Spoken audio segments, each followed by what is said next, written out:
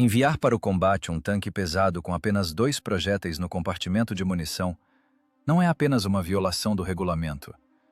Pelas leis do tempo de guerra, é um crime e uma sentença de morte garantida para a tripulação. Mas em novembro de 1941, na floresta gelada perto de Volokholamsk, o tenente Kostrov transformou essa situação sem saída na armadilha mais terrível para a Wehrmacht. No relatório oficial, na coluna Consumo de Munição, escreveriam mais tarde uma palavra assustadora: 0. Mas a coluna alemã deixou de existir. O que aconteceu na altura 217 não entrou nos belos resumos de jornal, porque não foi um tiroteio, mas uma execução cruel e suja, com a aplicação de leis da física sobre as quais não se escreve nos manuais de tática. Leia até o fim para saber como 47 toneladas de ferro mudo podem matar de forma mais assustadora do que qualquer pólvora. Novembro de 1941. A floresta perto de Volokholamsk tine com o gelo. O ar aqui não é apenas frio, ele é sólido. A temperatura caiu para 30 graus negativos. Com esse frio, o lubrificante nas transmissões engrossa, transformando-se em uma cola preta, e a pele humana, se tocar acidentalmente na blindagem sem luvas, adere instantaneamente ao metal. O silêncio é tal que o zumbido nos ouvidos parece mais alto que o funcionamento do motor. Mas é um silêncio enganoso. É o vácuo antes da explosão. Dentro da torre do tanque pesado KV-1, o vazio é sentido fisicamente. A culatra do canhão de 76 mm ZIS-5 está aberta, como uma bocarra faminta. No compartimento de munição, projetado para 114 disparos, há apenas 2 projéteis perfurantes. 2. Essa é toda a aritmética da morte para hoje. Os outros nichos bocejam como buracos negros. Os discos das metralhadoras estão vazios, no único carregado a metade da fita. 47 toneladas de liga de aço, 600 cavalos de força de um coração a diesel e praticamente nenhuma possibilidade de revidar com fogo. O tenente Kostrov está de pé junto à lagarta, olhando para as pontas de suas botas. A neve sob elas range seco, como vidro moído. À sua frente está o comandante do batalhão. O rosto do comandante é cinza, da cor do tecido do capote. Ele não olha nos olhos do tenente. Seu olhar está fixo no mapa, estendido diretamente sobre o paralama do tanque. O mapa está congelado, o papel quebradiço. O lápis deixa nele um rastro pálido e rasgado. A situação no mapa parece uma sentença. Os alemães estão avançando para a rodovia. Não é um reconhecimento em força, é um rompimento total. Uma coluna motorizada, tanques, veículos blindados, caminhões com infantaria. Se eles saírem para o espaço operacional, a defesa da divisão será cortada como a barriga de um peixe. O comandante guarda o lápis. Sua voz soa abafada. As palavras saem junto com nuvens de vapor denso. Ele diz que os caminhões com munição pararam. A neve profunda e os bancos de neve pararam a logística. As colunas de retaguarda ficaram atoladas a 10 quilômetros da linha de frente. A física do atrito e da resistência dos materiais venceu os cálculos da intendência.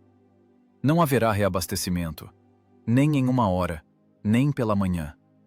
A ordem soa curta, como o golpe de um ferrolho. Segurar o cruzamento, altura 217, a qualquer custo. Kostrov fica em silêncio.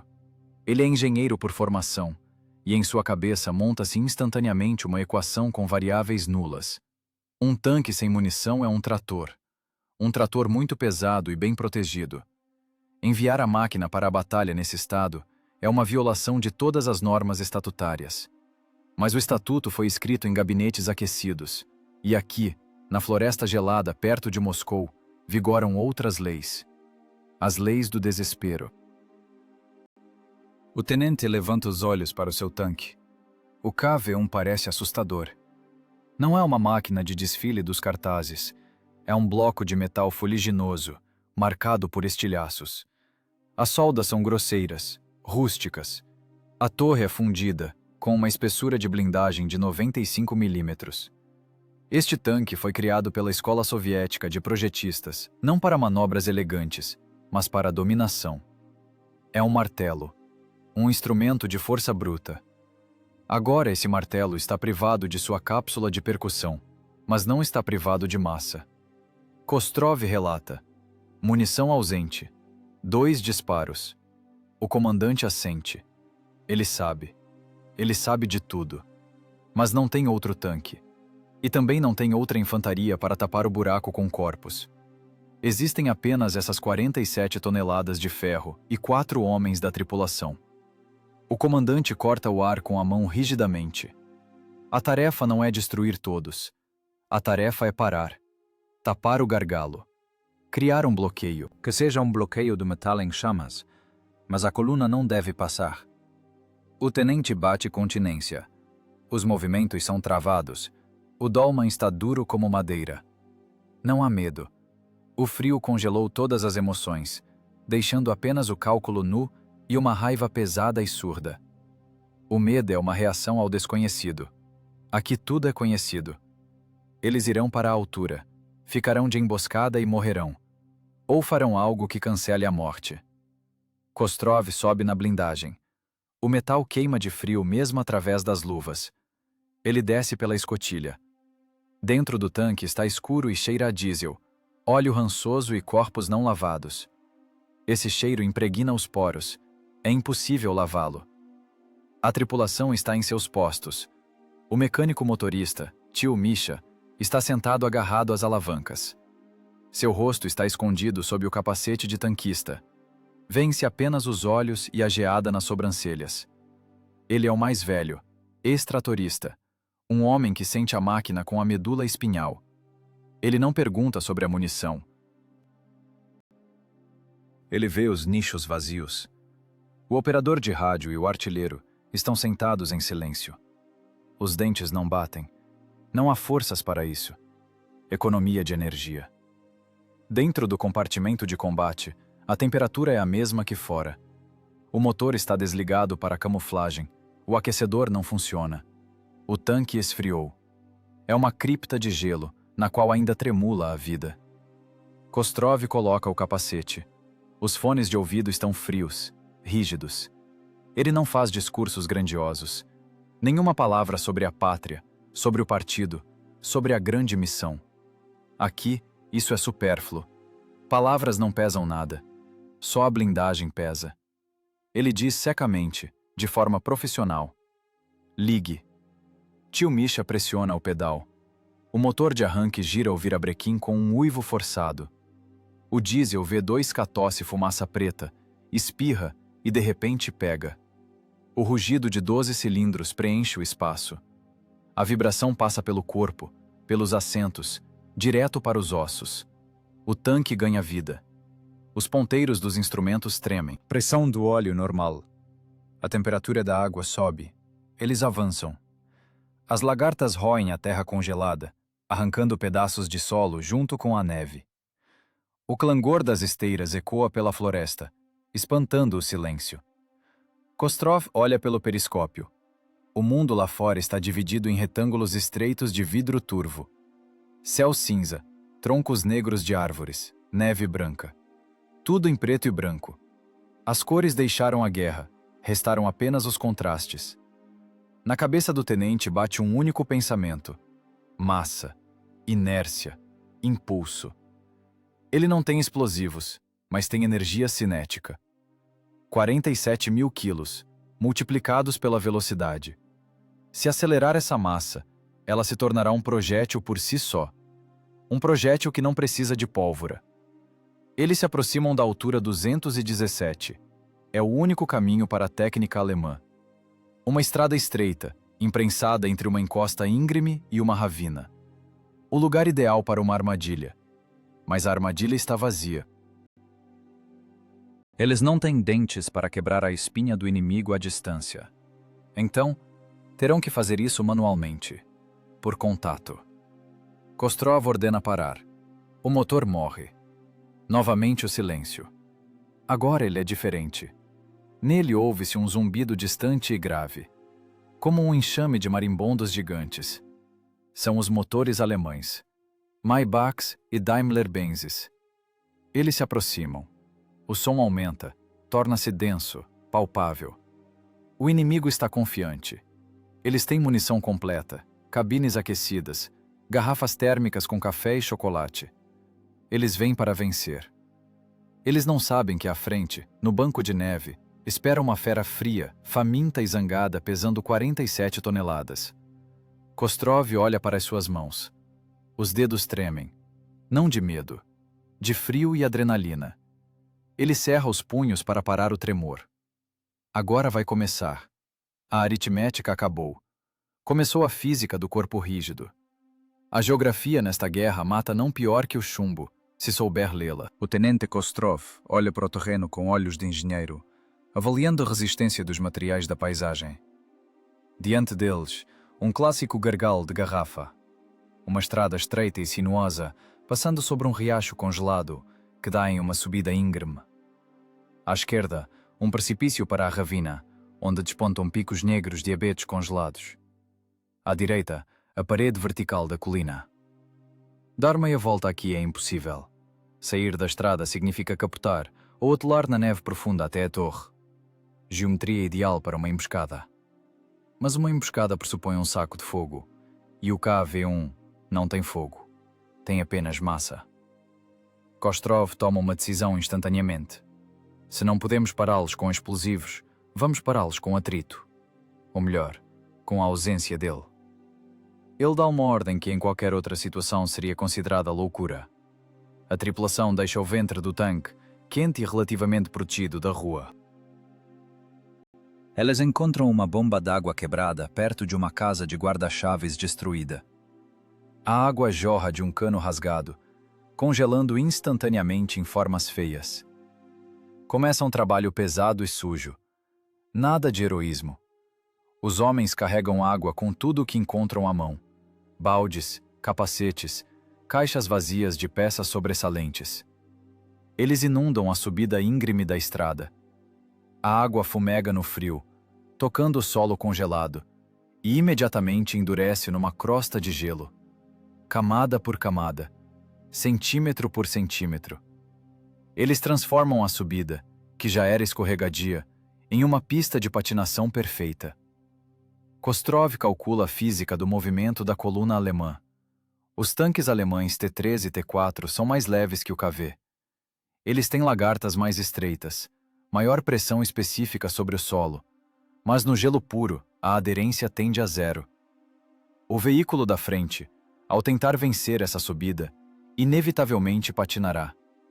Ele perderá a inércia, vai parar, e os de trás vão empurrar. A coluna vai se comprimir como uma mola, e nesse momento, 47 toneladas de aço soviético cairão sobre eles lá de cima. O mecânico motorista, tio Misha, volta para a máquina. Seus movimentos são econômicos. Ele limpa as mãos com estopa, mas os dedos ainda deixam marcas úmidas nas alavancas, que logo ficam brancas de geada. Para ele, o KV-1 não é apenas um mecanismo. É um ser vivo, sofrendo com o frio tanto quanto as pessoas. Ele sente como o óleo engrossa no cárter, como as bandas de borracha nos roletes endurecem. Ele sabe que com esse frio, o metal fica frágil como vidro. Um golpe brusco e a blindagem pode rachar. Mas agora, ele precisa levar essa carcaça congelada até o topo da colina, para o banco de neve que paira sobre a estrada. O diesel ruge, lançando nuvens de fuligem preta no céu branco. As lagartas arranham a terra congelada. O tanque rasteja para cima, balançando pesadamente nas irregularidades. Parece que a gravidade o puxa para trás, mas os 600 cavalos de força arrastam teimosamente a máquina para o ponto de lançamento. Kostrov orienta do lado de fora, mostrando a direção com gestos. Mais para a direita. Mais para a direita. Pare. O tanque para no cume. Agora não é uma máquina de combate. É energia potencial em estado puro. Uma pedra enorme equilibrando-se à beira do abismo. A tripulação começa a camuflagem. Eles cobrem a blindagem com neve, galhos, pedaços de crosta de gelo. O KV-1 deve desaparecer. Ele deve se transformar em parte da paisagem, em um inofensivo banco de neve. A silhueta da torre se desfaz. O cano do canhão, inútil hoje como arma de fogo, transforma-se no tronco de uma árvore caída. Após uma hora de trabalho, da terrível máquina resta apenas uma colina branca com fendas escuras dos visores. Dentro do tanque, a temperatura cai vertiginosamente. O motor é desligado para não denunciar a posição com o som e a fumaça. O calor vai embora. As paredes do casco começam a sugar a vida das pessoas. O operador da rádio respira nas palmas das mãos, tentando aquecer os dedos que perderam a sensibilidade. O vapor da boca assenta como geada nos instrumentos da estação da rádio.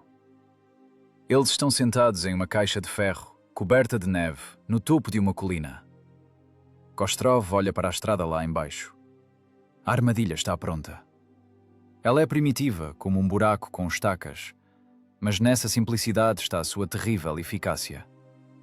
Aqui não há eletrónica complexa, não há computadores balísticos. Há apenas um plano inclinado, o coeficiente de atrito do gelo e a massa. Tio Misha coloca as mãos nas alavancas das fricções. Ele não as pressiona, apenas as segura, aquecendo o aço frio com seu calor. Sua tarefa é a mais difícil. No momento certo, ele terá não apenas que dirigir. Ele terá que soltar os freios e permitir que a gravidade faça o seu trabalho, apenas corrigindo levemente a direção para que as 47 toneladas atinjam o alvo com precisão. É o trabalho de um joalheiro operando uma marreta. O tempo congelou. O frio para não apenas o sangue, mas também os pensamentos. Na cabeça resta apenas um vazio zunindo e a expectativa. Eles esperam o som dos motores alheios que acionará esse mecanismo mortal. A gravidade é uma aliada confiável. Ela não falha. Ela não precisa de espoletas. Ela precisa apenas de massa e altura. E disso a tripulação do K vê um tem de sobra agora. O amanhecer chega não como sol, mas como uma mudança de contraste. A escuridão apenas fica cinza, transformando a floresta negra em grafite sujo. A temperatura cai para o seu mínimo diário. Nesta hora antes do amanhecer, o metal fica frágil como vidro e o óleo na transmissão vira piche. A tripulação dentro do K V1 senta-se imóvel, economizando cada movimento, cada respiração. O calor vai embora. O tanque, que deveria proteger, agora funciona como uma geladeira gigante, sugando os restos de vida de 4 pessoas. No periscópio aparecem as primeiras sombras. Primeiro é apenas um som, um ronco baixo e vibrante, que faz tremer uma cápsula congelada no chão. São os motores alemães chegando. A coluna avança com arrogância. Eles não esperam resistência. O reconhecimento informou que a frente está limpo. Não há artilharia, e a infantaria russa foi empurrada para trás do rio. No veículo da frente, um tanque médio T3, a tripulação certamente está bebendo café substituto. Eles têm o aquecedor ligado. Sentem-se como caçadores encurralando a caça. Eles não sabem que a caça se transformou em uma pedra, pronta para cair em suas cabeças. Kostrov olha pelo periscópio. A ótica está congelada nas bordas, deixando apenas uma estreita janela de visão. Ele vê o tanque da frente. Uma caixa cinza com cano curto, 20 toneladas de qualidade alemã. Atrás dele rastejam caminhões com infantaria, cobertos por lonas. A distância diminui. 800 metros. 500. 300. O tenente não dá a ordem. É cedo. Ele não precisa simplesmente atingir o tanque. Ele precisa criar um engarrafamento. Ele espera que a física entre em vigor. A máquina alemã chega ao início da subida, onde, sob a neve, está escondida a pista de gelo criada por suas mãos durante a noite. O T3 começa a subida. As lagartas mordem a neve, mas por baixo há gelo maciço. Kostrov vê como a máquina alemã desliza para o lado. O motorista da Wehrmacht tenta compensar a derrapagem, acelera. As lagartas patinam, polindo o gelo até brilhar como um espelho. O tanque perde a inércia. Ele rasteja, ruge com o motor, mas a gravidade o puxa para trás. Agora. Perfurante. Carregar. A voz de Kostrov soa seca, como o estalo de um galho. Sem gritos. O carregador pega o projétil. Um dos dois. Ele o pega com cuidado, como um vaso de cristal. O projétil está gelado. Queima as mãos através das luvas. O pesado bloco de metal entra na culatra com um baque surdo. O clique do ferrolho soa no silêncio da torre como um tiro de pistola. Pronto. Kostrov mira a cruz. Ele não mira na torre. Ele não mira no chassi. A perfuração da blindagem não resolverá nada. O tanque atingido pode ser empurrado para fora da estrada. Ele precisa imobilizar a máquina de tal forma que ela mesma se torne um obstáculo intransponível. Ele mira na roda motriz, na lagarta esticada como uma corda. Distância: 150 metros. É impossível errar. Mas as mãos do artilheiro estão entorpecidas, as manivelas de mira giram com dificuldade, a graxa engrossou. Fogo! O disparo dentro do tanque não é um som, é um golpe em todo o corpo. Um golpe barométrico que tapa os ouvidos e escurece a visão. O canhão de 76 mm ZIS-5 ejeta 6 kg de aço a uma velocidade de 600 metros por segundo. O recuo da culatra quase atinge o ombro do comandante. Na torre apertada, paira uma névoa acre e amarga de pólvora queimada. Kostrov não pisca. Ele olha o resultado.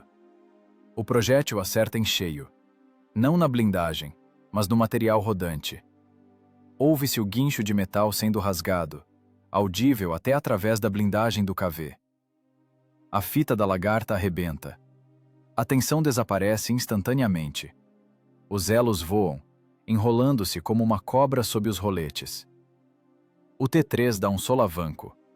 A lagarta esquerda, que permaneceu intacta, continua a puxar, empurrando o tanque para frente, enquanto o lado direito desliza impotente. O momento de rotação é monstruoso.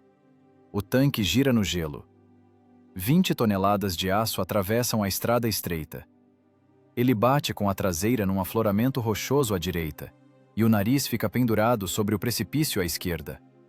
A máquina parou. Ela bloqueou a passagem completamente. Nem contornar, nem mover. Os caminhões de trás na coluna freiam bruscamente. Ouve-se o guincho de freios e batidas surdas. Alguém não conseguiu reagir a tempo e bateu no para-choque da frente. A coluna se comprime como uma sanfona. A distância entre os veículos desaparece. Eles se amontoam numa pilha densa logo abaixo da encosta. No rádio, silêncio. Os alemães estão atordoados. Eles não veem o inimigo. Para eles, o tiro veio do nada, do manto branco da floresta. Eles veem apenas o seu tanque líder, que fumega e bloqueia a única estrada. As escotilhas do T-3 se abrem. A tripulação salta para fora, escorregando no gelo. Kostrov expira. Uma nuvem de vapor escapa de sua boca. A primeira parte da equação está resolvida. Restou-lhes um projétil contra uma coluna inteira.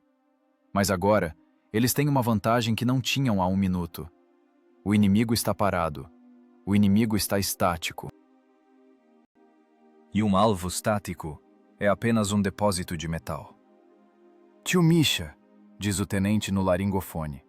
Prepare-se. Agora vamos trabalhar com a massa.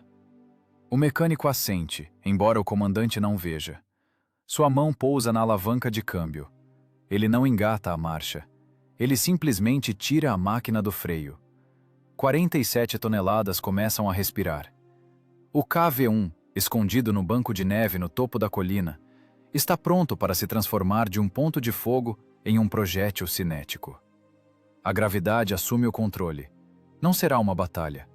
Será um acidente industrial de escala colossal, organizado por um único tenente engenheiro.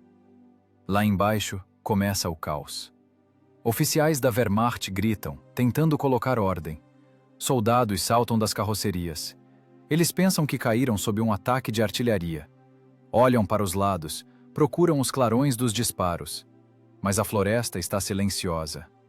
O silêncio retorna, pesado e sinistro. O único som é o motor do tanque alemão atingido funcionando em marcha lenta. e o estalo do cano do canhão do KV esfriando no frio. A armadilha fechou. A fera está dentro.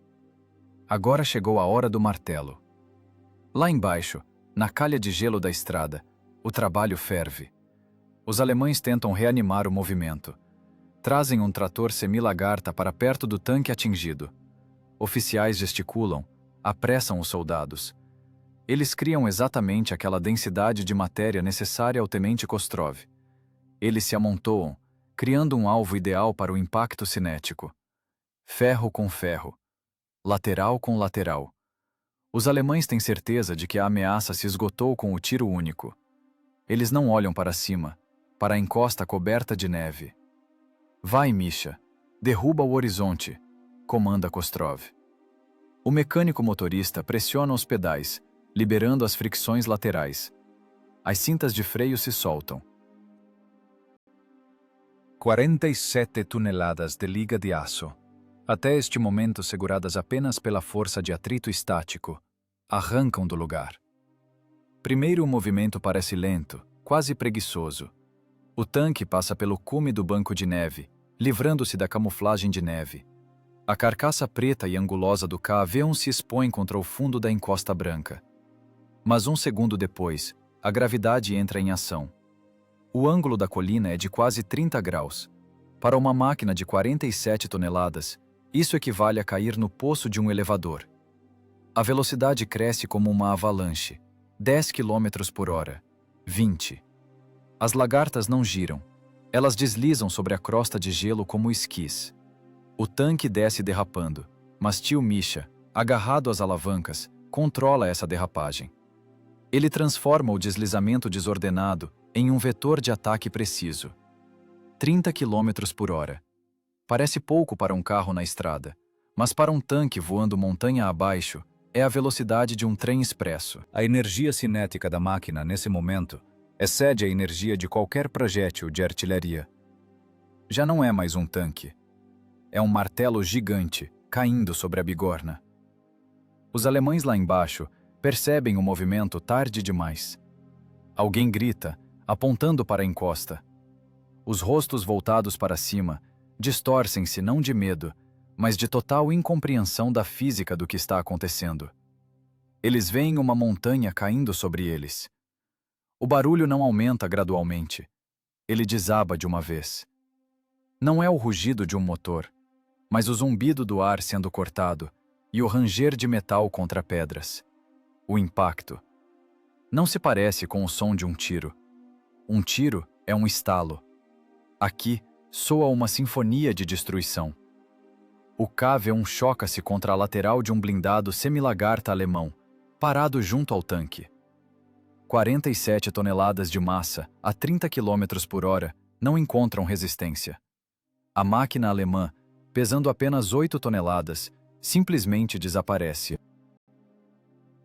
Seu chassi arrebenta com um estalo seco, semelhante a um tiro de fuzil. A blindagem lateral amassa como papel alumínio de chocolate. O KV não para. A inércia monstruosa. O tanque soviético abre uma clareira na coluna alemã, usando os destroços da própria técnica deles como lubrificante.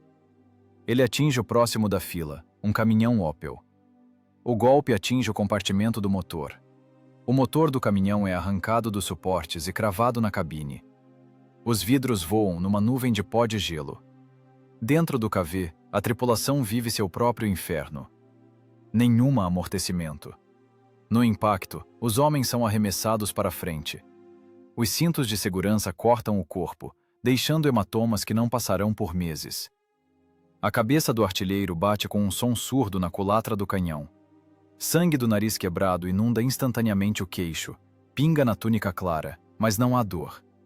Há apenas um zumbido nos ouvidos e a sensação de que o mundo virou de cabeça para baixo. O tenente Kostrov, apoiando as pernas na antepara, vê no periscópio não a guerra, mas um caleidoscópio de destroços. Diante da fenda de visão, passa voando uma roda de caminhão, um pedaço de lateral cinza com uma cruz, algum pano. O tanque sacode tanto que os dentes batem, arriscando-se a quebrar. Cada impacto do lado de fora ecoa por dentro como um sino grave. A blindagem funciona como um ressonador, amplificando os sons dos ossos da técnica alemã se quebrando. O KV-1 finalmente desacelera, chocando-se contra a traseira de mais um T-3 alemão. O impacto é de tal força que arranca a torre do tanque alemão do anel de rolamento. Os parafusos são cortados rente, como faca na manteiga. A torre, pesando várias toneladas, desliza para o lado, abrindo o interior do compartimento de combate. O silêncio retorna por um segundo, para logo explodir em gritos e gemidos. Mas o som dominante é o do metal esfriando e estalando. No ar paira uma mistura densa de cheiros. Gases de escape, gasolina derramada, borracha quente e o cheiro adocicado e enjoativo de anticongelante quente. Kostrov sacode a cabeça, livrando-se do torpor da contusão. Ele está vivo. A máquina está inteira. O motor morreu com o impacto, mas o casco blindado aguentou. Eles estão lá embaixo. Eles estão no centro da coluna inimiga. Ao redor, caos, pânico e ferro retorcido. Eles conseguiram. Transformaram a altura e a massa em uma arma de destruição em massa. Mas agora eles são um forte imóvel cercado por inimigos. E o mais assustador, eles ainda não têm munição. E a inércia acabou. Agora começará uma física totalmente diferente. A física da sobrevivência em um circuito fechado. Vivos? Rouqueja Kostrov. A voz falha. Vivos. Responde tio Misha. Ele limpa o sangue da sobrancelha cortada com as costas da mão. Mas as embreagens parecem ter colado, camarada tenente. E parece que perdemos a lagarta. Kostrov entende. O impacto foi tão forte que a lagarta do KV pode não ter suportado a carga lateral. Se eles perderam a mobilidade, então este caixão de aço se tornará seu túmulo. Mas agora não é hora para diagnósticos. Agora é hora de aguentar o tranco. Do lado de fora, já se ouvem comandos estranhos. O falar alemão latido. O choque passou. O inimigo entendeu o que aconteceu, e agora o inimigo está muito zangado. O silêncio após o impacto dura não mais que 5 segundos. Esse tempo é necessário para o cérebro humano mudar do modo catástrofe para o modo destruição. Os alemães recuperam-se primeiro. A disciplina deles também é um mecanismo que funciona automaticamente. Oficiais da Wehrmacht, que 1 minuto atrás fugiam da avalanche de aço, agora lá têm ordens. A infantaria cai na neve, assumindo posições. Os tanquistas, cujas máquinas ainda estão inteiras, giram as torres. As primeiras a falar são as batedoras. Assim, os soldados da frente chamam os canhões antitanque alemães de 37 mm PaK-36. Para a blindagem frontal do KV-1, com 75 mm de espessura, esses projéteis não são mais perigosos que granizo para o telhado de uma casa. Eles não podem perfurar o aço. A física aqui está do lado dos engenheiros soviéticos. A energia cinética do bloco alemão, pesando menos de 1 kg, é insuficiente para romper a rede cristalina da placa blindada temperada. Mas para a tripulação, isso não alivia. O primeiro impacto atinge a torre. O som dentro do tanque é indescritível. Não é um tinido. É um golpe de marreta gigante numa cabeça enfiada num balde. A onda sonora, sem saída do espaço fechado, bate nos tímpanos. O nível de ruído excede o limiar da dor. Dos ouvidos do operador de rádio escorre sangue, mas ele não sente. Ele ensurdeceu. Segundo impacto. Terceiro. Os projéteis tamborilam no casco, arrancando tinta, lascando a carepa, deixando na blindagem apenas marcas cinzentas. Mas cada impacto é uma microcontusão. A tripulação lá dentro é jogada de parede a parede. O espaço se enche de poeira metálica que range nos dentes. Liga! Misha, sai de ré! Grita Kostrov, mas ele mesmo não ouve sua voz. Tio Misha não reage. Ele está deitado de peito sobre as alavancas. Seu rosto está coberto de vermelho. Um estilhaço de projétil acertou exatamente na borda do visor. O projétil não perfurou o vidro, mas a energia do impacto arrancou pequenos fragmentos do lado interno da blindagem, um fenômeno conhecido como lascamento.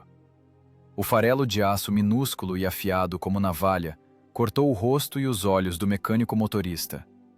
Ele está consciente, suas mãos ainda seguram as alavancas, mas ele está cego pela dor e pelo sangue. O motor está mudo. O V2K, coração da máquina, não suportou a carga dupla, superaquecimento por trabalhar no limite na subida e o impacto monstruoso na colisão. Os sistemas de resfriamento estão danificados, as tubulações de combustível possivelmente rompidas pela vibração. 600 cavalos de força transformaram-se em peso morto. O tanque, que um segundo atrás era um ariete dinâmico, agora tornou-se imóvel. Um bunker estático no meio da ordem de batalha inimiga. A temperatura interna começa a cair instantaneamente. Com a parada do motor morre o aquecedor. O líquido quente para de circular. O frio gelado de fora começa a penetrar pelas frestas, pelas escotilhas, pelo próprio metal, que funciona como um condutor ideal de frio. Do lado de fora muda a tática. Os alemães entendem. Os canhões são inúteis. O tanque russo está morto. Não atira. Não se move. Eles decidem tomá-lo como uma fortaleza, de assalto. Kostrov sente isso na pele. A vibração do chão muda para a vibração do teto. Batidas surdas e rítmicas. Top, top, top. É o som mais assustador para um tanquista. O som de botas alemãs ferradas andando no teto da sua torre.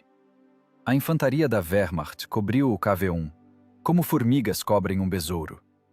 Eles sabem onde estão os pontos cegos do tanque. Chegam bem perto, escondendo-se sob o balanço da traseira, sob o cano do canhão. Sobem no compartimento do motor. Ouve-se alguém puxando furiosamente a maçaneta da escotilha da torre, tentando abri-la por fora. As travas por dentro seguram firmemente, mas o simples fato da presença de alguém a 10 centímetros do seu rosto causa um ataque de claustrofobia animal. Escotilhas! Segurem as escotilhas! Rouqueja Kostrov. Eles não têm munição para as metralhadoras. A metralhadora de proa DT está vazia. A coaxial DT está vazia. O calibre principal está mudo. O tanque está desarmado. Não totalmente. O tenente saca o Nagant do coldre. O velho e confiável revólver Sistema Nagant, modelo 1895. 7 cartuchos. Nas mãos do carregador aparece uma granada F1. Limonka. Corpo de ferro fundido estriado, 60 gramas de TNT. Raio letal dos estilhaços, 200 metros. Explodi-la na blindagem do próprio tanque é loucura. Estilhaços podem entrar, a onda de choque pode danificar os instrumentos de observação. Mas não há escolha. Kostrov aponta para a escotilha de sinalização por bandeiras. É uma pequena abertura no teto da torre, destinada a dar sinais com bandeiras na ausência de comunicação por rádio. Agora é a única ceteira deles. O carregador arranca a trava. A escotilha se abre. No mesmo instante, o cano de uma submetralhadora alemã MP-40 se enfia na abertura. O alemão não vê onde atira. Ele apenas quer soltar uma rajada dentro da caixa de aço. Kostrov reage mais rápido. O instinto de autopreservação funciona mais rápido que o pensamento. Ele bate com a coronha do revólver no cano alemão, desviando-o para o lado, e imediatamente atira na abertura da escotilha. O tiro do Nagant no volume fechado bate nos ouvidos não pior que um canhão. De cima ouve-se um grito. O cano desaparece. Vai! O carregador arranca o pino. A alavanca do fusível se solta. Ele espera 2 segundos. Risco mortal. Mas não se pode dar tempo aos alemães de jogar a granada de volta. 1, 2. A mão joga o bolo estriado de metal na escotilha e imediatamente fecha a tampa, jogando todo o peso do corpo sobre ela. A explosão do lado de fora é sentida como um empurrão brusco. Estilhaços batem na blindagem como granizo. Ouvem-se gritos. As botas que pisavam no teto silenciam. Alguém rola pela blindagem inclinada da torre para baixo, no gelo. A física da explosão na superfície da blindagem limpou o tanque dos passageiros. Mas o silêncio é enganoso. Eles repeliram a primeira onda de assalto, gastando uma granada e um cartucho. Restou pouco. Muito pouco. E lá fora, um batalhão inteiro. Tio Misha geme, tentando levantar a cabeça. O sangue inunda o painel de instrumentos, congelando em manchas marrons. Kostrov olha para o relógio. Passaram-se apenas 15 minutos de combate. 15 minutos que lhes custaram o tanque e a saúde. Mas eles ainda estão vivos. E ainda são uma rolha na garganta da Wehrmacht. O tanque está atravessado na estrada, com a frente encostada num caminhão esmagado e a traseira na rocha. É impossível movê-lo. Contorná-lo também.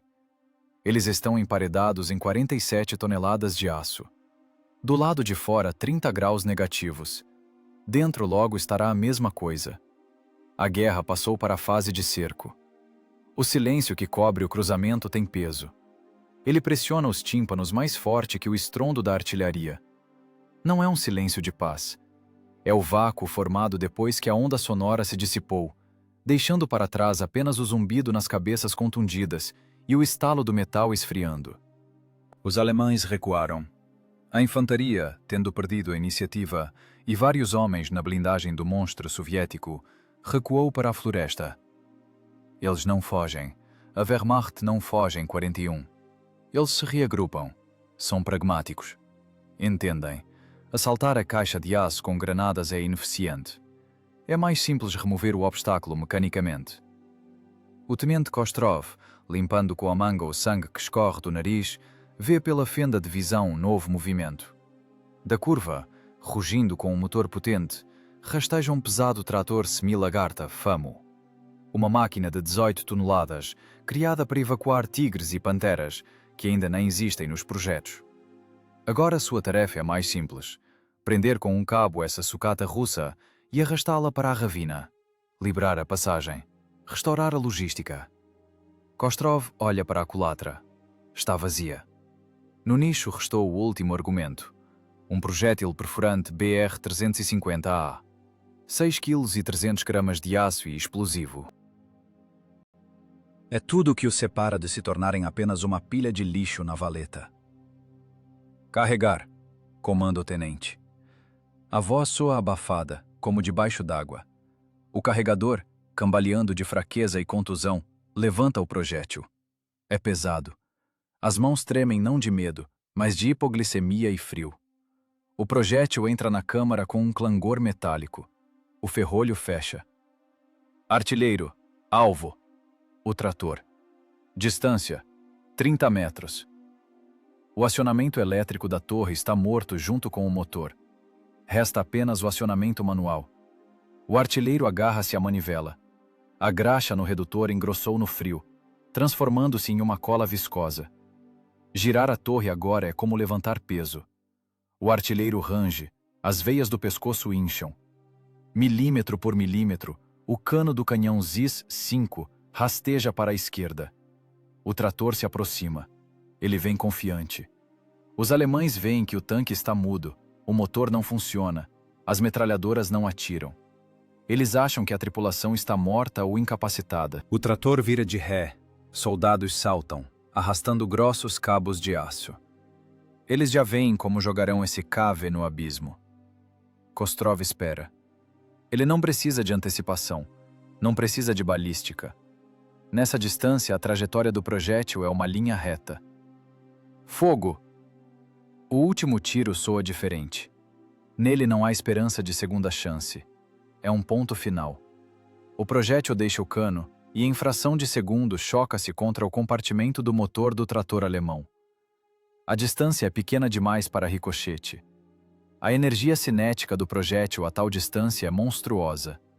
O bloco perfura o motor Maybach de lado a lado, transformando o bloco de cilindros em estilhaços. A detonação da carga explosiva ocorre já dentro do corpo do trator. 18 toneladas de técnica alemã são jogadas para o ar, como um brinquedo de criança.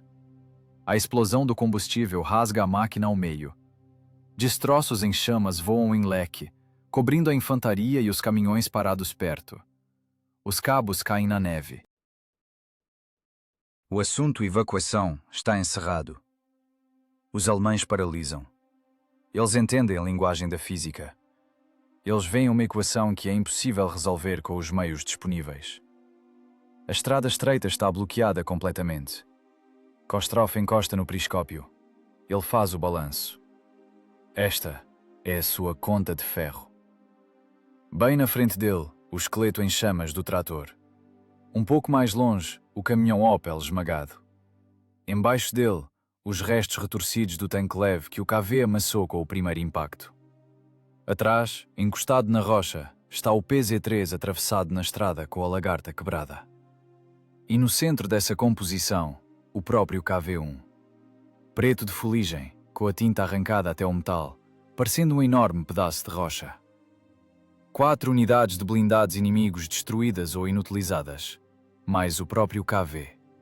Total 5 máquinas, entrelaçadas num único nó de destruição.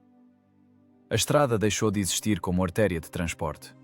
Não é mais um caminho de ataque. É um depósito de sucata, uma barricada de 3 metros de altura.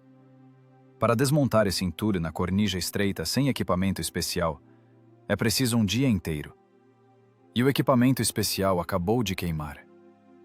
Os alemães começam a recuar. Oficiais acenam com as mãos. A coluna em marcha a ré, desajeitada e lentamente, começa a se afastar. Eles não podem passar por aqui. A física da massa e a geometria do espaço venceram a tática da Blitzkrieg. A ofensiva neste setor específico, nesta altura sem nome, engasgou. Não porque aqui havia uma divisão, mas porque aqui parou uma única máquina, que se transformou em uma rolha. Dentro do tanque recai um silêncio absoluto. Não há mais comandos, não há alvos, não há munição. A adrenalina, que mantinha as pessoas conscientes, começa a ir embora, dando lugar à dor e ao frio. Foram embora? Pergunta tio Misha. Ele está sentado, recostado no encosto do banco, de olhos fechados. O sangue no rosto secou numa crosta preta. Foram, responde Kostrov. Ele olha para as suas mãos. Estão pretas de pólvora e óleo. A pele nos nós dos dedos está esfolada. A tripulação está viva. Contundida, espancada, atordoada, mas viva. Pessoas sentadas numa caixa de ferro, esfriando no meio da retaguarda inimiga. Mas eles cumpriram a tarefa. Eles mudaram a paisagem. Ao redor do tanque, uma confusão. Neve misturada com óleo do motor, anticongelante e fuligem. A lama preta e branca da guerra. Cheira a borracha queimada e ferro esfriando. O KV-1 está como um monumento a si mesmo. Ele nunca mais vai andar. Sua guerra acabou aqui, nesta encosta gelada. Mas sua função principal, ser pesado e indestrutível, ele cumpriu até o fim. Kostrov pega um maço de cigarros. Está amassado, mas achou um inteiro. Ele tenta riscar um fósforo, mas os dedos não obedecem. O fósforo quebra. O segundo. O terceiro. Finalmente, a chama acende. Ele traga fundo, até doer os pulmões. A fumaça parece doce. Agora, resta apenas esperar. Esperar o frio, que terminará o que os alemães não conseguiram terminar. Ou esperar os seus. Mas a equação principal já foi resolvida. A variável da massa revelou-se decisiva. A noite desce sobre a floresta não como escuridão, mas como o endurecimento do espaço. Com a partida do escasso sol de inverno, a temperatura cai verticalmente. 35 graus negativos. Nesse frio, a guerra para. Os ferrolhos dos fuzis congelam nas caixas da culatra, o lubrificante vira pedra, e o desejo de matar dá lugar ao desejo animal de manter o calor. Dentro do corpo do K, V1 chega ao equilíbrio termodinâmico. É um termo científico que significa morte. A temperatura dentro do tanque igualou-se à temperatura de fora. A blindagem, que de dia os salvou dos projéteis alemães, agora se transformou no principal inimigo. O aço possui alta condutividade térmica. Ele suga o calor dos corpos humanos com a voracidade de um vampiro. As paredes da torre cobrem-se de geada por dentro. A respiração da tripulação cristaliza instantaneamente, assentando como um pó branco nos instrumentos, na culatra do canhão, nos cílios. O motor está morto. O coração da máquina, que dava vida e calor, esfriou. Agora são apenas 700 quilos de alumínio e ferro fundido frios. O silêncio no compartimento de combate é quebrado apenas pelo bater de dentes. Não é uma metáfora. É uma reação fisiológica do organismo, tentando gerar nem que seja uma caloria de calor através de contrações musculares. O tremor é impossível de parar. Ele sacode os corpos como corrente de alta frequência. O tenente Kostrov está sentado no lugar do comandante, com as pernas encolhidas. As botas congelaram completamente. Os dedos dos pés perderam a sensibilidade há 1 hora. Ele sabe. É o primeiro estágio de congelamento. Depois virá a necrose dos tecidos. Mas não há forças para pensar nisso. O cérebro, privado de glicose e calor, trabalha em modo de emergência, cortando tudo o que é supérfluo. Restam apenas os reflexos básicos. Temos que queimar. A voz de tio Misha soa como o estalo de um galho seco. Eles juntam estopa. O pano oleoso, com o qual limpavam os mecanismos, agora torna-se fonte de vida. Encontram um estojo vazio de projétil de 76 milímetros. Aquele mesmo, o primeiro, com o qual atingiram a lagarta do alemão líder. Agora ele se tornará um fogão. Kostrov risca o último fósforo. A chama lambe relutante o tecido impregnado de diesel. O fogo acende. Ele fumega, lança no espaço apertado nuvens de fuligem preta e gordurosa. Fica difícil respirar, mas essa fumaça parece doce. Ela traz calor. A tripulação se aproxima do estojo. 4 pessoas ao redor de uma pequena e suja tocha dentro de uma cripta de aço de 47 toneladas. Os rostos nos reflexos da chama parecem máscaras. Pretos de fuligem, com listras brancas onde correram lágrimas da fumaça acre ou do vento. Ninguém fala de vitória. Ninguém fala de heroísmo. Nesse momento, quando a adrenalina baixou, deixando para trás o vazio e a apatia, vem a consciência do que aconteceu. Mas essa consciência não é sublime. Ela é pesada, como uma lápide. Eu achei que não ia aguentar, diz de repente o operador de rádio. Ele olha para suas mãos, que tremem tanto que ele não consegue escondê-las nas mangas do dolma. Achei que íamos passar vergonha. Kostrov levanta o olhar. Ele entende do que o rapaz está falando. O medo no combate não era da morte. A morte na guerra é estatística, cuja probabilidade tende a 1. O medo era outro. Ter a melhor blindagem do mundo, o motor mais potente, uma silhueta ameaçadora, e acabar sendo um pedaço de ferro inútil sem munição. Ficar como alvo, sendo fuzilado impunemente, sem possibilidade de responder. É o medo do engenheiro cuja ferramenta quebrou. É o medo do soldado que não pode cumprir sua função. Não passamos vergonha, responde Kostrov baixinho. A massa funcionou. A fábrica não falhou. A fábrica Kirov. Isso não é patriotismo. É a constatação de um fato técnico.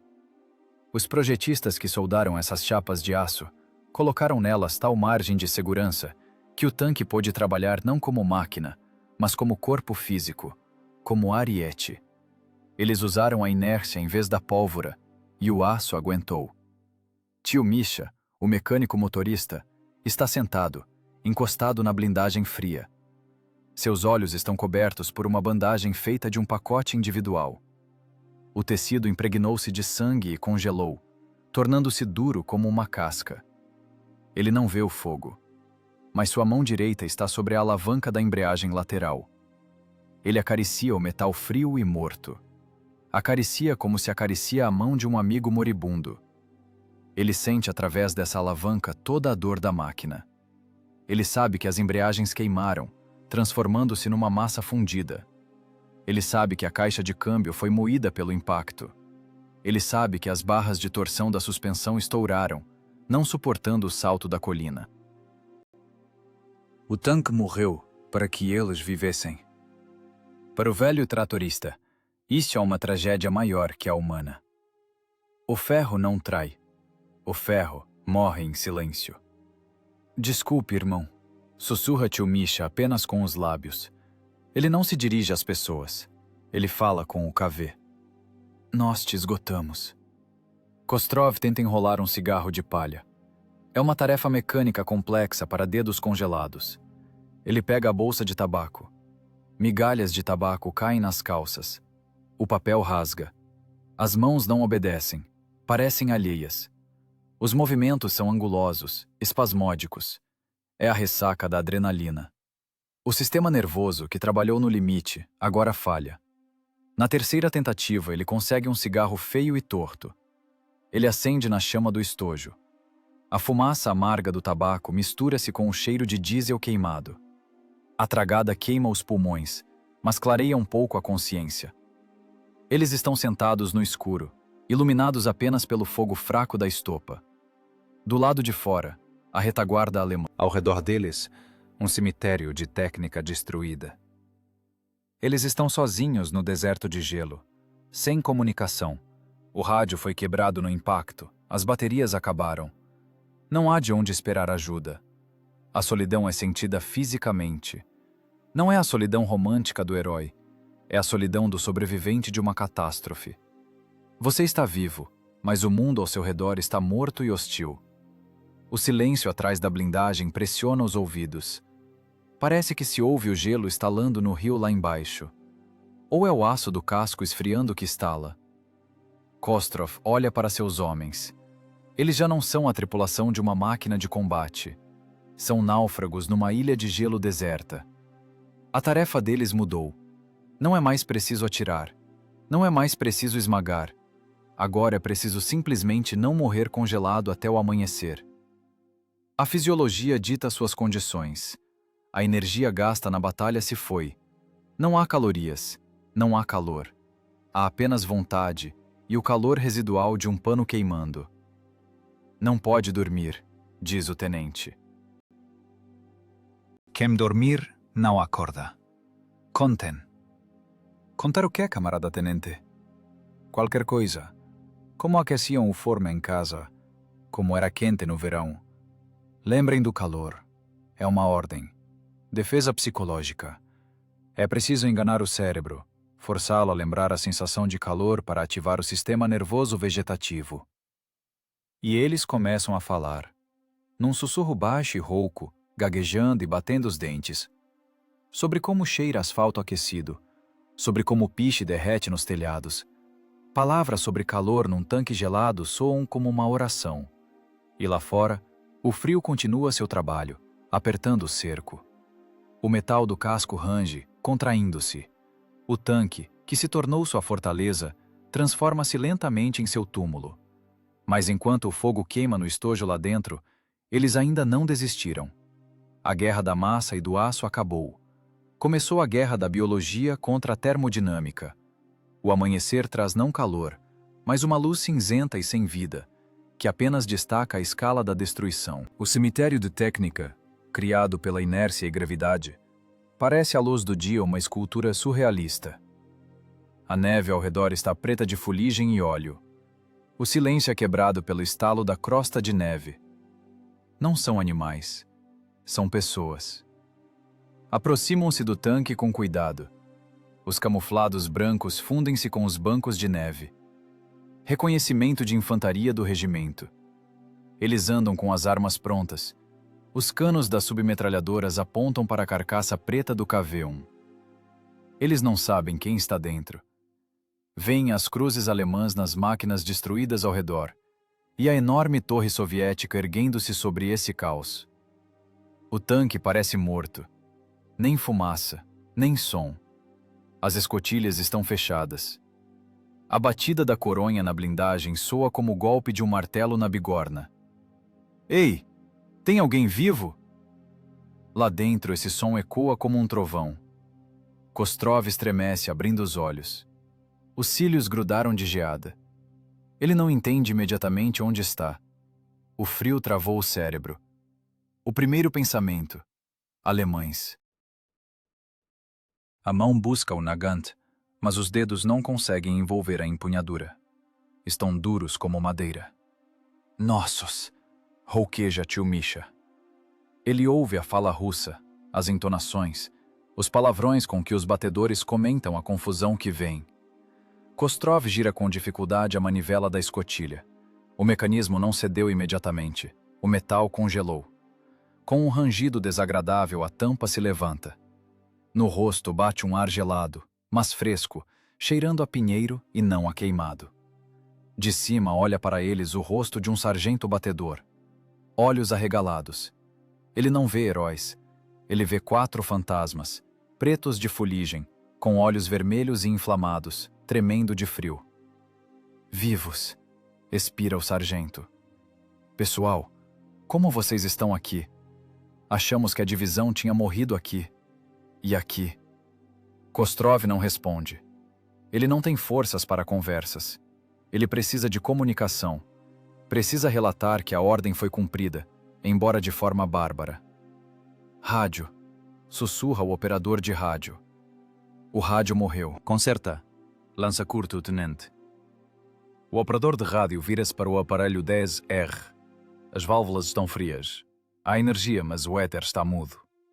Os contatos oxidaram com a mudança de temperatura. A condensação virou gelo dentro do corpo. O ajuste fino não ajudará aqui. Aqui é preciso um impulso físico bruto. O operador de rádio fecha o punho. Golpe. Ele bate na carcaça metálica da estação por cima. Forte, com raiva. Nos alto-falantes estala. A lâmpada pisca e acende com uma luz laranja uniforme. A vibração restaurou o contacto onde a solda se soltou do frio. Concerto russo. A técnica criada para a guerra entende apenas a linguagem da força. Bétula, eu sou Rocha. Bétula, eu sou Rocha. Como escuta. O Estado-Maior do regimento fica a 5 km, num abrigo de troncos aquecido. Lá queimam lamparinas a querosene, oficiais bebem chá quente e escrivães batem em máquinas de escrever. Lá a guerra são mapas, setas e relatórios. Lá reina a lógica dos números. Quando a voz do operador de rádio rompe a interferência, no abrigo paira o silêncio. Eles já tinham sido dados como baixa. No relatório da manhã, a lápis, estava a anotação desaparecidos. Rocha, ouço você. Relate a situação. Kostrov pega o laringofone. Tarefa cumprida. Altura 217 mantida. Passagem bloqueada. Destruídos. Um tanque médio, um leve, 2 caminhões, um trator. Perdas do inimigo em força viva. Até um pelotão. Ciente, Rocha. Consumo de munição? Pausa. 0. Repita, Rocha. Escuto mal. Consumo de munição? Consumo 0. Não havia munição. Do outro lado da linha, perplexidade. O oficial do Estado-Maior olha para o fone, depois para o mapa. Isso não se encaixa nas normas. Isso não pode ser. Destruir uma coluna mecanizada sem um único tiro? Isso soa como delírio de contundido, como alucinação de moribundo. No Estado-Maior acostumaram-se a acreditar no papel. Se não há consumo de munição, significa que não houve combate. E se não houve combate, significa que o relatório é falso. Tenente, você está bêbado? Ou contundido? Como você pôde parar a coluna sem atirar? Com física, rouqueja Kostrov. Com massa e velocidade. Mandem alguém, que venham ver. 1 hora depois, um Jeep Willys chega à altura. Dele sai um capitão, oficial de ligação do Estado-Maior da divisão. Ele está limpo, barbeado, seu capote está passado. Ele sobe a encosta, fazendo careta com um cheiro de carne queimada e óleo. Está pronto para dar uma bronca pelo relatório falso e pânico. Ele carrega uma pasta para o relatório, onde já estão preparadas as colunas para a acusação. Mas quando ele sobe ao cume, a pasta cai das mãos. O papel encontra a realidade. Nenhuma tinta pode descrever o que o capitão vê. Ele vê o tanque alemão PZ-3, mas já não é um tanque. É um pedaço de metal amassado, cravado no gelo da estrada. As lagartas do KV-1 estão exatamente sobre o compartimento do motor dele. O tanque soviético literalmente montou na máquina alemã, esmagando-a com seu peso. A torre do alemão foi arrancada e está jogada na valeta. A blindagem do casco rachou nas costuras. Parece uma cena de tempos pré-históricos, onde um lagarto mordeu o outro. Só que em vez de dentes aqui, 47 toneladas de liga de aço. O capitão se aproxima. Ele toca com a mão a lateral rasgada do blindado alemão. O metal é frio e afiado. Ele vê as marcas do ariete na blindagem frontal do KV. Arranhões profundos, amassados, tinta arrancada. Ele vê como o KV-1 se encunhou na coluna, transformando-se numa rolha impossível de tirar. As perguntas desaparecem. A lógica burocrática, que exigia relatório sobre os projéteis, desmorona em pó diante dessa verdade bruta e visível. Aqui não atiraram. Aqui esmagaram. Aqui quebraram as espinhas das máquinas. O capitão olha para a tripulação. Eles saíram para a blindagem e estão sentados, com as pernas penduradas. 4 homens pretos, assustadores. Eles fumam um cigarro de palha em 4. Não ficam em posição de sentido. Para eles, tanto faz. Eles passaram por um inferno onde a subordinação perde o sentido. E então, camarada capitão? Pergunta Kostrov baixinho. Vamos dar baixa nos projéteis ou vai acreditar assim? O oficial de ligação cala-se. Ele entende que esse relatório será o mais estranho de sua vida. Na coluna munição consumida, terá que colocar um traço. E na coluna resultado, derrota total. É uma violação de todos os cânones da ciência militar. Mas diante dele, 47 toneladas de provas. Vamos dar baixa, como perdas de combate. Finalmente espreme o capitão. Sua voz treme. Ele olha para o KV com um horror supersticioso. Como vocês sobreviveram, afinal? Nós não sobrevivemos, responde tio Misha, ajeitando a bandagem ensanguentada. Nós trabalhamos. Trabalho pesado, camarada capitão. Sujo. O capitão assente. Ele pega um cantil com álcool. O regulamento proíbe beber na linha de frente. Mas agora o regulamento também vai para o inferno, atrás do trator alemão. Eu estendo o cantil ao tenente. Bebam. Vocês precisam. É uma ordem. Kostrov pega o cantil. O álcool queima a garganta, mas o calor finalmente começa a se espalhar pelo corpo, chegando às pontas dos dedos. A frente de papel capitulou. A burocracia recuou diante do fato do ariete. Agora restou apenas a guerra infinita, que não conhece intervalos para preenchimento de documentos. Radiooperador! Grita o capitão para seu motorista. Transmita ao Estado-Maior. Confirmo a destruição. Controle visual realizado. E... mandem tratores. E a cozinha. Cozinha urgente. Kostrov olha para seu tanque. Sob as lagartas, gelo misturado com metal. O tanque está monumental, enraizado nessa altura. Ele cumpriu sua função. Agora precisa ser tratado. Trocar roletes, soldar blindagem, refazer o motor. Mas isso será depois. Agora o principal, a física venceu. A massa revelou-se mais forte que a química da pólvora, e o espírito da tripulação revelou-se mais duro que o aço da Krupp. A neve começa a cair novamente, cobrindo lentamente os rastros da matança, transformando o ferro retorcido em bancos de neve brancos e arrumados. A natureza retoma o que é seu. O heroísmo na guerra vive exatamente até o momento em que chega à cozinha de campanha ou o caminhão com munição. Assim que começa a rotina, o pathos do momento evapora, deixando para trás o cheiro de panos de pés sujos, óleo queimado e trabalho pesado e monótono.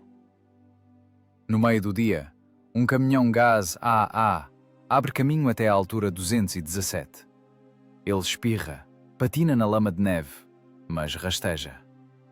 Na carroceria, barris com diesel e caixas de madeira com projéteis. O que faltava à tripulação do tenente Kostrov há um dia, agora tem de sobra. Mas não há alegria. Há apenas a compreensão do volume de carga física que virá. Abastecer um tanque a 30 graus negativos não é apenas uma operação logística. É tortura. A bomba manual bombeia devagar, a graxa dentro dela é grossa como mel, Tem que carregar com baldes, 200 litros, 300, 400. O diesel nessa temperatura fica viscoso, gorduroso. Se derramar na luva, não evapora, mas impregna e instantaneamente vira uma compressa de gelo que queimará a pele, não pior que fogo. A tripulação trabalha em silêncio.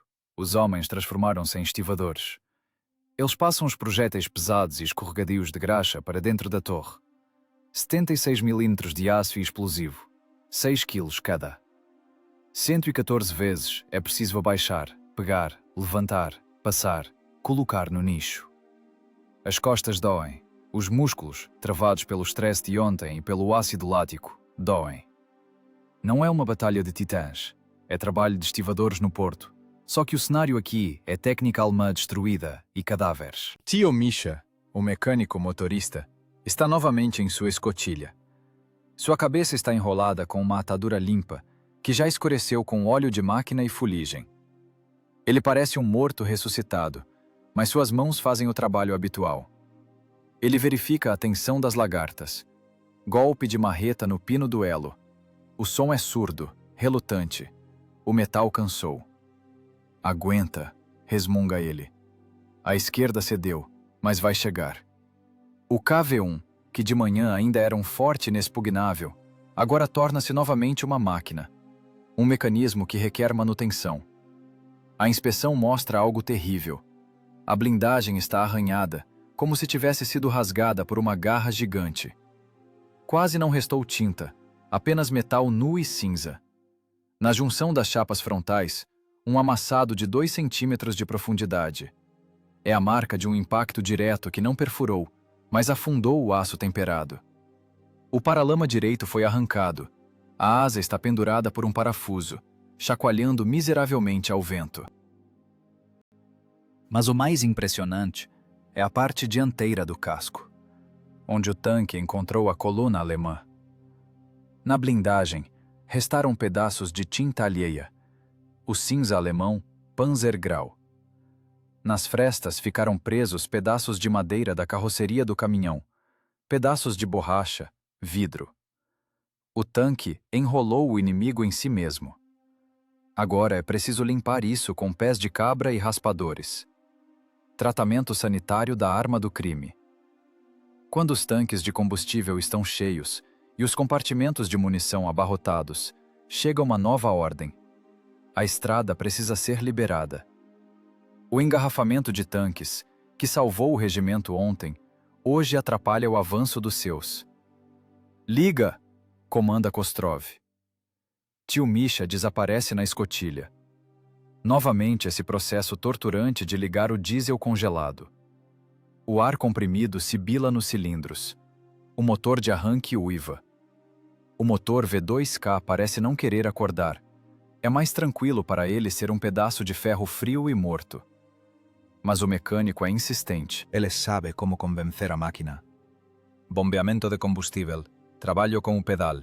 Oração numa mistura de palavrões russos e termos técnicos. Dos escapamentos, sai uma nuvem de fumaça preta e gordurosa. Sobe como uma coluna no céu branco. O tanque estremece. A vibração revive novamente as 47 toneladas de massa. Agora é preciso dar ré. É mais difícil que o ariete. As lagartas congelaram no solo e nos destroços da técnica alemã. O tanque enraizou-se em sua vitória. Tio Misha acelera. O motor ruge em rotações máximas. As fricções, milagrosamente sobreviventes, rangem. O KV-1 dá um solavanco, ruge, patina. Faíscas voam. São os elos roendo o gelo e a blindagem alemã. Com um estalo ensurdecedor, o engate se rompe. O KV rasteja para trás, puxando consigo pedaços retorcidos de metal presos ao fundo. Ele, como um trator de esteira, desmonta o entulho. Primeiro voa para a valeta o esqueleto do Opel. Depois, com um uivo forçado, o tanque empurra para fora da estrada o corpo do 3. A estrada está livre. Uma faixa preta de terra revolvida e neve no meio da floresta branca. O caminho está aberto. Depois do trabalho chega a hora da biologia. A cozinha de campanha trouxe mingau, de painço, com carne enlatada. esfria instantaneamente. A tripulação senta-se direto na lagarta, tinindo as colheres nas marmitas. As mãos tremem, efeito do esforço excessivo e do frio. O mingau cheira à vida. Eles comem avidamente, sem mastigar, engolindo os bolos quentes. Ao redor andam pessoas, a infantaria que vai para frente, pela estrada librada. Soldados com fuzis, em capotes longos. Eles olham para os tanquistas com respeito, mas sem reverência. Para eles, esse tanque é apenas um pedaço de ferro grande e assustador que fez o seu trabalho. Ninguém pede autógrafos. Ninguém pergunta como foi. A guerra é uma linha de montagem. Uma peça processada. Passamos para a próxima. O oficial de ligação aproxima-se de Kostrov. Estende um novo pacote. Papel grosso, amarelado. Ordem. Kostrov desenrola. As letras dançam diante dos olhos cansados. Deslocar-se para a região da localidade de Kryukovo. Apoiar o ataque da 8ª Divisão de Fuzileiros da Guarda. Tarefa: supressão dos pontos de fogo do inimigo. Kryukovo. Esse nome não diz nada ao tenente. É apenas um ponto no mapa. Mais uma aldeia, mais um cruzamento, mais uma linha de defesa. Lá também haverá neve, também haverá alemães e também fará 30 graus negativos. Terminaram de comer? Pergunta Kostrov, dobrando a ordem e guardando-a na prancheta. Para as máquinas. A tripulação levanta-se, com dificuldade, gemendo, como velhos. Têm 20 e poucos anos, mas seus corpos estão gastos como mecanismos trabalhando no limite do recurso. Tio Misha limpa o mingau do bigode, coloca o capacete. Seus movimentos tornam-se novamente automáticos. O homem desaparece. Resta a função mecânico-motorista. O tanque faz meia volta. As lagartas amassam a lama em que se transformou o campo de batalha. Eles passam pelo que restou da coluna alemã, pelo trator esmagado, pelas cabines achatadas dos caminhões. Isso já é passado. Sucata. Ontem era uma ameaça mortal. Hoje, paisagem. O K-V1 ganha velocidade. Velocidade, 15 km por hora. É o seu ritmo de marcha. O zumbido monótono do motor nina. Dentro da torre fica novamente relativamente quente. O aquecedor funciona. A transmissão esquenta. Kostrov olha pelo periscópio. À frente, uma estrada branca infinita, sumindo no horizonte. Nenhum pôr do sol bonito. Apenas o céu cinza fica mais escuro. Neva. A neve cai na blindagem e derrete imediatamente no compartimento do motor, mas fica na torre. O tanque volta a ficar branco. A natureza camufla as cicatrizes. Eles vão para morrer ou vencer em Kryukovo. Mas muito provavelmente, apenas trabalhar. Esmagar, atirar, passar frio, consertar lagartas e esmagar de novo. Porque a guerra não é um feito único. A guerra é a soma infinita de esforços, multiplicada pela massa. E enquanto eles tiverem 47 toneladas e um tanque cheio de diesel, essa equação será resolvida a favor deles. Atrás, na altura 217, fica o silêncio e a neve revolvida. A história já esqueceu esse episódio, porque à frente há uma nova ordem. O motor ruge uniforme. A máquina vai para o oeste. A história não gosta de finais felizes, porque na guerra eles não existem. Existem apenas adiamentos. Aquele tanque KV-1 específico com um número tático coberto de lama e fuligem não chegou a Berlim. Seu recurso esgotou-se muito antes de 45. Na primavera de 1942, durante combates pesados perto de Rjev, a física finalmente teve sua revanche. Esse KV, que sobreviveu ao ariete gelado, morreu por um projétil de carga oca. As leis da termodinâmica são implacáveis. O jato de metal fundido com temperatura de 3.000 graus perfurou a blindagem lateral como um ferro de solda perfura manteiga. Detonação dos tanques de combustível.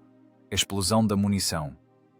47 toneladas de aço, que um dia foram uma fortaleza inexpugnável, transformaram-se num esqueleto preto e derretido, deixado para sempre enferrujando no pântano.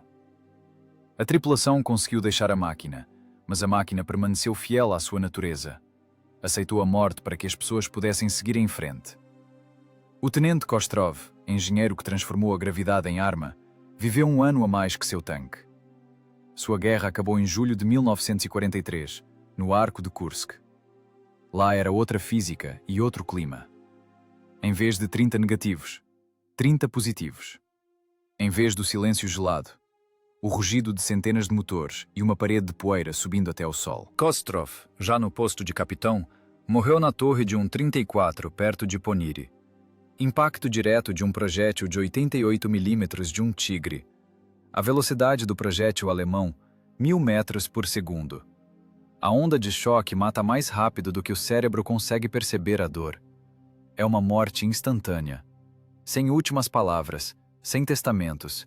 Simplesmente uma unidade biológica é riscada das listas de pessoal do regimento. O mecânico motorista Tio Misha desapareceu ao cruzar o Dnieper. O operador de rádio morreu por estilhaço de morteiro. O artilheiro morreu no hospital de sepse em 44. Estatisticamente, essa tripulação deixou de existir. Seus arquivos pessoais foram entregues ao arquivo, cobertos pela poeira do esquecimento. Mas em novembro de 1941, num cruzamento sem nome perto de Volokolamsk, eles cancelaram o inevitável. Aquela altura, 217, permaneceu nossa. A coluna alemã, esmagada pela massa de um único tanque, não saiu na rodovia no horário marcado. O cronograma da Blitzkrieg atrasou 40 minutos, depois 1 hora. Depois essas horas somaram-se em um dia. E um dia no ano de 41 é uma eternidade. Nesse dia chegaram as reservas siberianas. Nesse dia, a artilharia ocupou novas linhas. Esse ariete não entrou nos boletins do Sovinformiburo. Não escreveram sobre ele no jornal Estrela Vermelha. Lá precisavam de histórias bonitas sobre corações ardentes, e não relatórios secos sobre como pessoas usaram gelo e ausência de atrito. O feito permaneceu local, invisível para a grande história. Mas foi exatamente desses pontos invisíveis de resistência que se formou a fundação de concreto na qual a Wehrmacht se quebrou. A vitória foi forjada não apenas pelos marechais movendo exércitos em mapas enormes. A vitória foi forjada por tenentes resolvendo equações mortais com 2 incógnitas em florestas congeladas. A vitória foi forjada pela massa.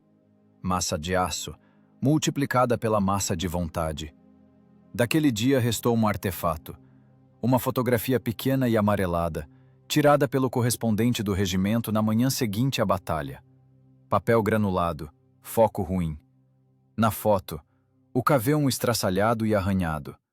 Sua blindagem parece a superfície lunar de tantos amassados e lascas. Ao lado estão 4 homens. Eles não sorriem, não posam estufando o peito. Estão curvados, sujos, em dólmans oleosos. Rostos escuros, olhos fundos. São rostos de pessoas que olharam além da borda e voltaram, mas deixaram lá parte de si. Tio Misha, com a cabeça enfaixada, segura a mão na alavanca, como se tivesse medo que o tanque fugisse. Kostrov não olha para a lente, mas para algum lugar através do fotógrafo, através do tempo, talvez vendo seu futuro perto de Kursk. Atrás, ao fundo, vêem-se destroços do Panzer alemão, cravados no solo. A neve ao redor está preta. É o testemunho documental do triunfo da física sobre as ambições. Se olhar a foto com uma lupa, pode-se ver detalhes que não se notam de imediato. Os nós dos dedos esfolados do tenente, a gota de óleo congelada na bochecha do mecânico, e a inscrição a giz na torre, mal visível, por Moscou. Nisso não há patos. É apenas o endereço do destinatário daquela fúria que eles carregavam dentro de si. O tempo apaga o metal. Tanques enferrujam, viram pó, dissolvem-se na terra. Ossos decompõem-se. Nomes apagam-se dos obeliscos sob a ação do vento e das chuvas. Mas o impulso dado então não desaparece. Segundo a lei de conservação de energia, nada desaparece sem deixar vestígios. A energia daquele impacto, quando 47 toneladas de aço soviético desabaram sobre o inimigo, passou através dos anos. Ela se tornou parte daquela força que, 3 anos e meio depois, quebrou a espinha do nazismo na própria Berlim. Nós olhamos para essa fotografia hoje, entre nós e eles. Décadas de conforto, calor e segurança. Não sabemos como soa a blindagem quebrando a 30 graus negativos. Não sabemos como cheira diesel queimado misturado com sangue. Mas sabemos que eles estiveram lá. Eles estão nessa foto em preto e branco, eternas sentinelas na linha que não pode ser entregue. Eles não pedem piedade, não pedem glória. Eles apenas nos lembram que quando acabam os projéteis, a arma torna-se o próprio homem. E seu peso na história é medido não por patentes, mas pelo quanto de força inimiga ele conseguiu parar com seu próprio corpo. A legenda sob a fotografia no arquivo do museu diz: Tripulação do tanque, KV-1 do Tenente Kostrov, novembro de 1941. Eles os pararam com blindagem e espírito.